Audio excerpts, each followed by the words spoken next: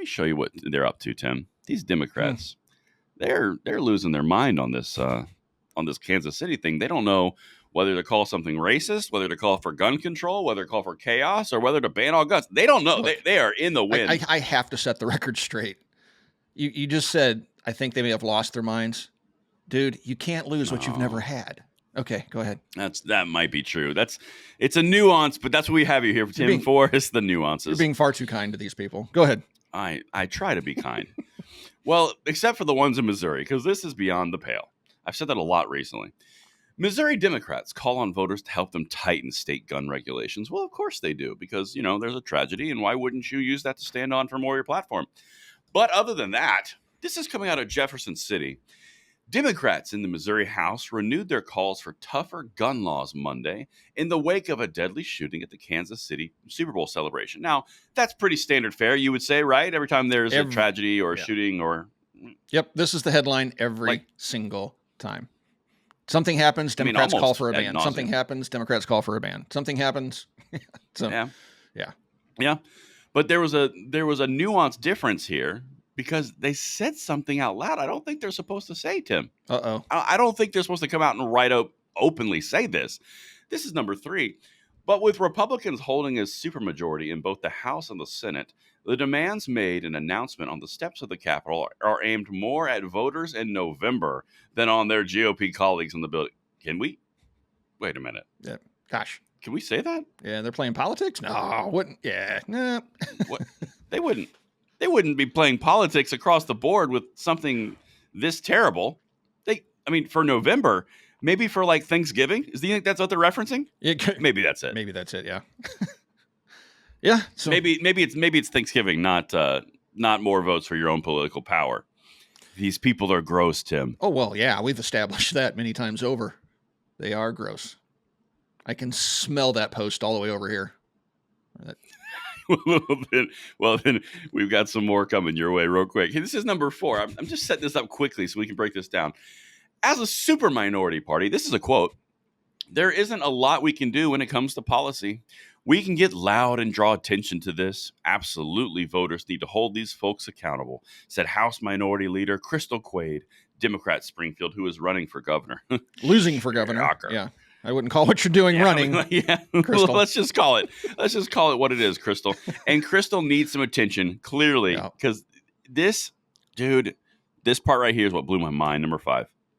Quote, "We all know how this is going to play out. Over the next few weeks, we're going to cause as much chaos as we can to draw attention to this." Chaos. Well, but you know what? There's no such. And where is it written, Braden, that protests are supposed to be peaceful? This has caused some chaos. Ooh. I'm trying to remember that guy's name. Oh, it was a CNN host, right? Was it? It was CNN. It was one of the brothers. Cuomo. It was Cuomo. Yes, it was Cuomo. Yeah. Yep.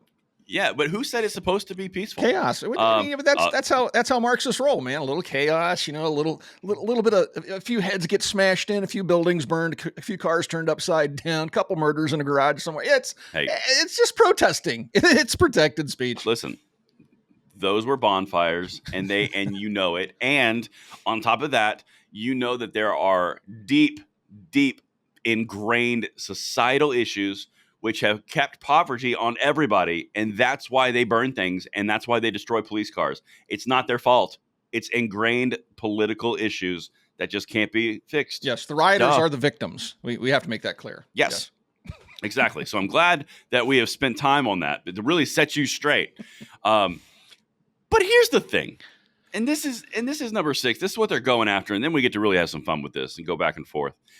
Democrats are planning to introduce a resolution this week in support of a change in law that gives local units of government more power to make their own public safety laws. Now, that's preemption, right? Because they don't have that in Missouri. Democrats really want preemption out of the way. They want to make their own gun control laws at their own city level, because they don't have state, right? They want a smaller sandbox in which they can completely control, is effectively what they want. Well, they just want to make a mess for gun owners, once again, to discourage gun ownership. So what happens in states that don't have preemption laws? What's a preemption law? It means what the local jurisdictions cannot pass anything more restrictive than what the state has passed, right? We have that here in Indiana. Right. So if the state says you can carry a firearm without a permit in the state of Indiana, and the city of Valparaiso, where Copper Custom is, passes an ordinance saying you cannot carry a firearm in the city of Valparaiso. The state's preemption law would say, no, you can't do that, Valpo, carry your guns. Right. So what happens in states that don't have that, and I used to live in a state like that, and I think they've changed it, but I grew up in Kansas, and every single jurisdiction, every county, every city had a different gun law. So where I lived, it was legal to have a gun, for example, in your car, right? A car was considered an extension of your home. But you just travel one city over to Topeka, the capital, and then they had a ban on guns in cars. Right. So, and we didn't have concealed carry. So, I mean, so what it does is it creates this mess of ordinances and laws from county to city that gun owners can't possibly keep up with. And so it's to discourage them because they don't want to wind up afoul of the law and losing their rights. They simply choose not to carry because they don't know what the local ordinance might be. Correct. Junk. That is exactly what it is in a nutshell. Yeah. Well done, sir. Thank you. Well done. And by the way, for the record, for the people at home, that was off the top of his head. I didn't tell him this was coming. That was impressive. Well done. Thank you. Thank you. Yeah. There's this you Elvis over there? Elvis has left the building. Yes. Okay. Thank you very much. The thing that I really would like to draw attention to here is we've laid out, and this is the important piece of what we tried to do. We've laid out the entire, from beginning to end, A to Z of this focus point and story. So now let's go backwards. Let me show you, we've shown you what they want. They want the preemption law removed. Okay. So that's going to be the focal point. Now, to do that, how are they going to do that? Well, they're going to cause as much chaos as possible around a shooting that just occurred in order to get something for themselves. Now, how are they going to get something for themselves by rallying attention and chaos on that shooting? Well, they're going to cause chaos, and then they are going to hope you vote in November. Yeah. Well, then after that, after all, it's just common sense safety. And notice how, Tim, they have floated so far from it's a mass shooting to now it's criminal behavior to now it's gang violence to now it's ban all guns. All police are the problem. Well, now we should have common sense gun reform. Now we're upset and we're going to be loud about it. Now we're going to cause chaos because we want our gun control. The point from here to here is one hell of a road. Yep. And the choice of words is really interesting, right? We're going to choose chaos. So usually they'll say, we'll protest and we'll do these things. We need to call attention to this, but they just outright said, we're just going to go out there and cause chaos. Correct. Well, what does chaos look like? Chaos means cementing your hands to the asphalt to block traffic and roadways like you see going all around the world. Chaos is going into museums and throwing paint on valuable pieces of artwork. That's chaos, folks. What they're saying here is telling their followers to go out and create chaos. And if you take a look online and find out what leftist chaos looks like, it's not pretty. It usually includes violence, property damage, and all sorts of other things. And so they're literally out there calling for chaos. Now, if this were President Trump or any other Republican or anybody saying going out there calling for chaos, the mainstream media would not let it go. The man jokes and says he wants to be a dictator for a day, and they turn that into he just wants to be a dictator. Look what he said. He cracks a joke. It's clearly a joke. Right. So if he were to go out there and say, I want you to go out and protest this election and cause chaos, you'd get impeached. Would you not? You'd get smoked. So, and in fact, I bet you if he had said that, he would have caught some charges for actually inciting insurrection. If he had actually said that. I mean, what happens when you tell people to go create chaos and they go create chaos? Is that not against a law somewhere?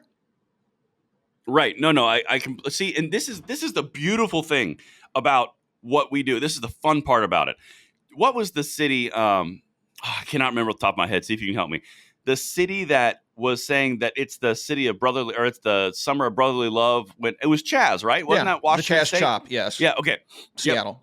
Yep. Chaz or Chop or whatever that little non-autonomous zone or autonomous zone, whatever they called it. This is what they're encouraging.